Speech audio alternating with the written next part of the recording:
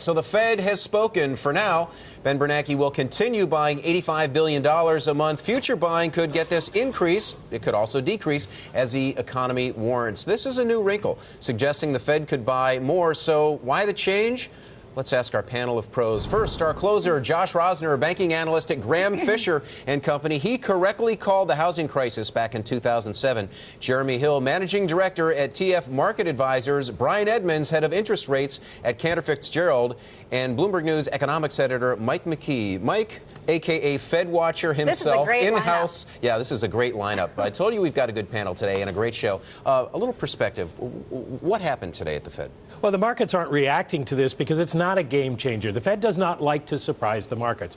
And a couple of days ago, we got these disappointing inflation numbers, and Fed officials have been talking about the possibility that inflation was running too low. So they want to maintain some flexibility, and they want to make it clear that they could go either way. But it's not a promise to do either one. It's just the possibility is out there. And you can see that in the statement because they didn't change their assessment of inflation. They didn't suggest it's too low. The language is exactly the same as it's been for the last several meetings.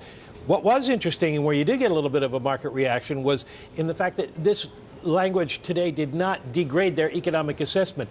Even with the disappointing economic data we've seen, they haven't changed their view that the economy is moderate.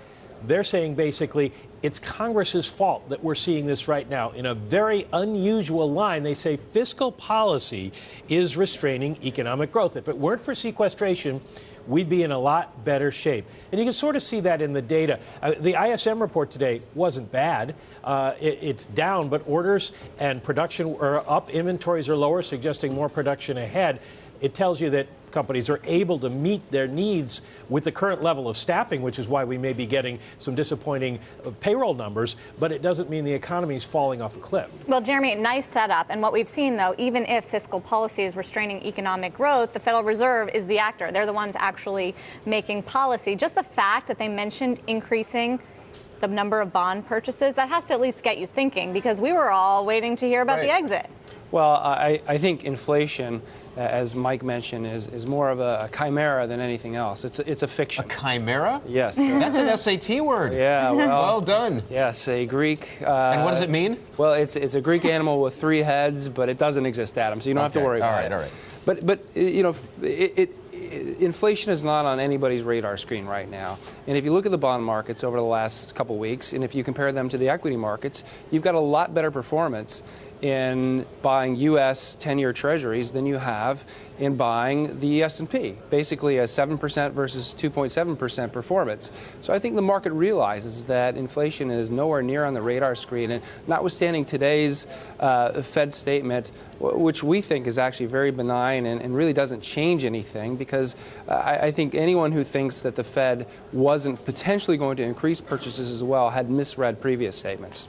Yeah, Josh Rosner, your take, because Mike clearly says the Fed wants to be able to stay neutral and flexible, but there's also, it seems, a little bit of a pivot here that they might buy more. Well, look, you've got the realities that Europe is still a big question mark. You've got China slowing down.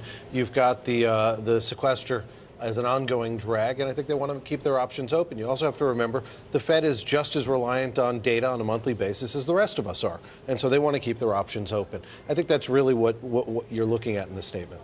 So clearly they're doing it data to data. Brian, let's go over to you in terms of the markets. Does this just mean don't fight the Fed, keep buying stocks and keep buying U.S. Treasuries? Well, over the past few weeks, we've seen interest rates move a lot lower. We were back around 208 a few weeks ago in 10-year notes. We've now rallied almost to 160 today. The markets continue to look at inflation as not a problem, and they continue to buy equities and support bonds. The Fed is in buying a huge amount of bonds, $85 billion in mortgages and Treasury bonds each month.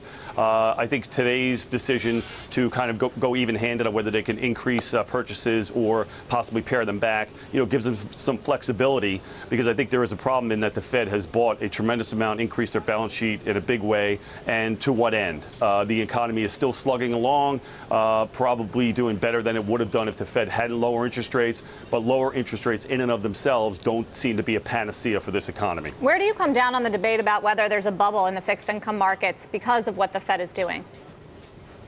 Well, we've certainly seen other fixed income markets have lower rates over a longer period of time, notably Japan, who's had very, very low 10-year interest rates for a long period of time. They're unique in that they support most of their funding for their government debt is internal, so their country actually supports it. In the U.S., we look to foreign investors to support our bond market in a big way, but now the Fed is in buying almost 90% of the amount of issuance in the long end of the Treasury curve. It's very difficult to be short, and they certainly have had an impact in pushing interest rates lower.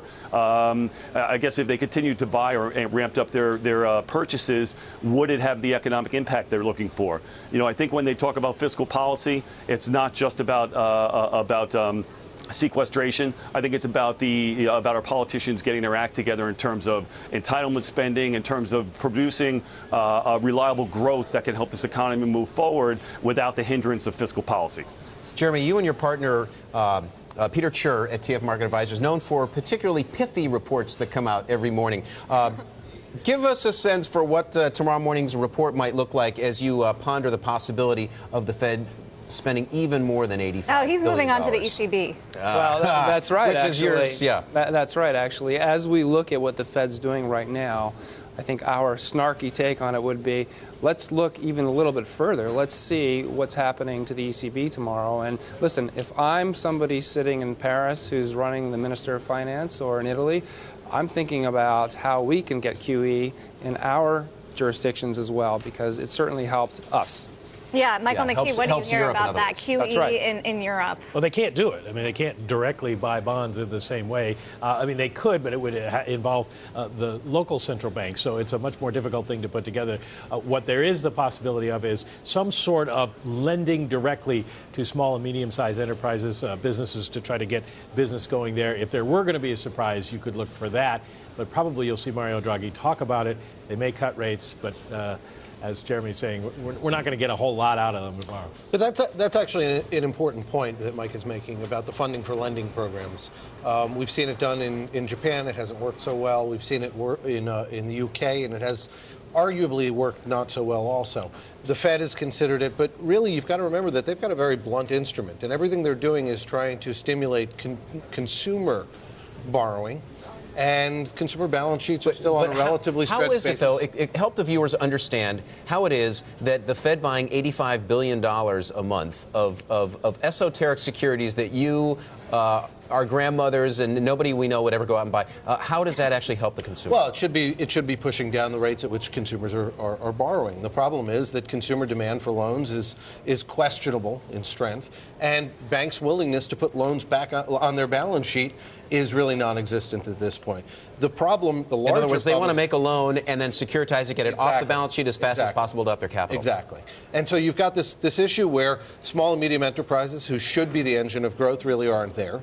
The loans aren't there, the borrowing isn't there. And then corporate balance sheets, which are flush and really could be a significant driver, there's no real way for the Fed to target those. So I think to some degree what you're seeing in terms of the Fed discussion of this is a fiscal issue that needs to be addressed as much as we can help, we can't solve, is a real issue and a real point to be made. On the other side, you're seeing legislators saying, whoa, enough with the monetary policy, it isn't helping anything. So you're watching the blame game still go on. And at the end of the day, the Fed has a very blunt set of instruments. Well, you can't say that the Fed policy to try to stimulate consumer spending and borrowing is not working. Look at auto sales today. Oh, no, I'm not saying it's not working. I'm saying it's a very discrete area in which it's working. And in terms of the availability of credit and the amount of borrowing interest or people who could qualify, it's sort of on the lower end of the scale. It's not going to drive the economy. And bottom line, to Brian, let's put it to you, they're targeting the unemployment